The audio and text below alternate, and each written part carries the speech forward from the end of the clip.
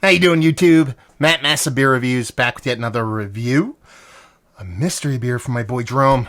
A little bit of metronome up in this piece. Let's see what she's got. This is the fourth of four mystery beers that he sent me. I did really well on one. Did really well on another.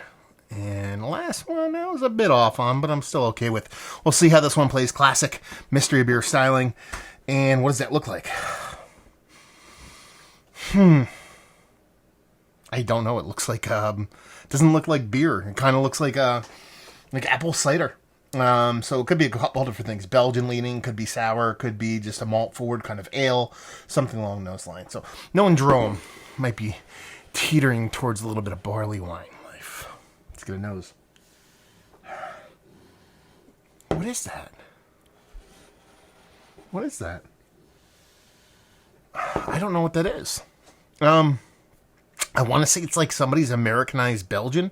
If not that, it's just like a malty kind of malt forward, like ale with like a fruit addition or something like that. Yeah, not really getting much description on the nose, other than the fact that it's just a malt forward beer. I'm guessing based off of the nose, it's probably coming in 4 to 7%, give or take. Maybe a small fruit addition to it.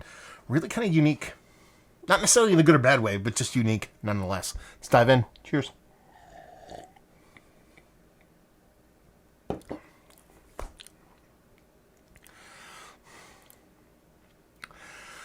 I don't know what this is.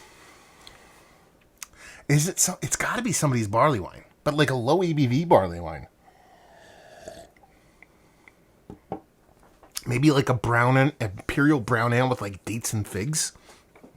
Listen, it has all the makings of a barley wine. You're getting the date and fig thing that I talked about there. It's definitely not a Belgian beer. It's definitely somebody's kind of version of some kind of barley wine.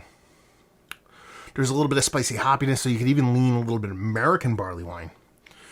But I don't think it's high in ABV. I think we're kind of teetering right around like 7-8%. It's got a nice sweetness to it, but nothing even close to being overly sweet.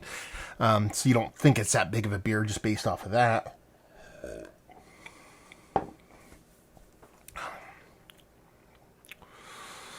Yeah, I don't think there's a fruit addition to it now. I think it's just somebody's kind of low ABV barley wine. In my brain, barley wine always means something that's probably 11 or 12, above 12%. I don't think that's the case here. I think it's somebody's old ale or barley wine coming in at 8.2%. Done. That's it.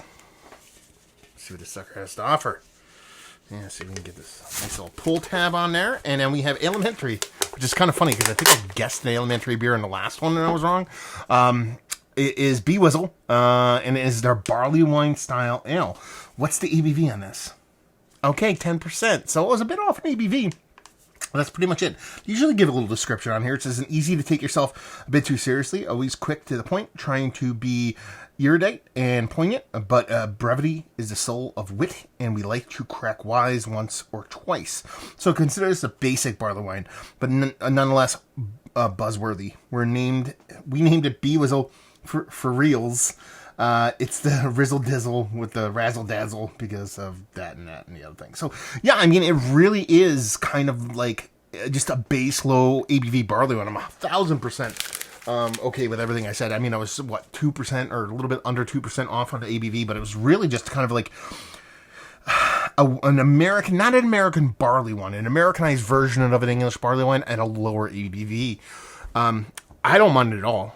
It's kind of, I don't want to call it a session barley wine because it's still at double digits, but it's giving you a lot of those barley wine flavors that you would kind of crave. That date and figgy thing that I love so much.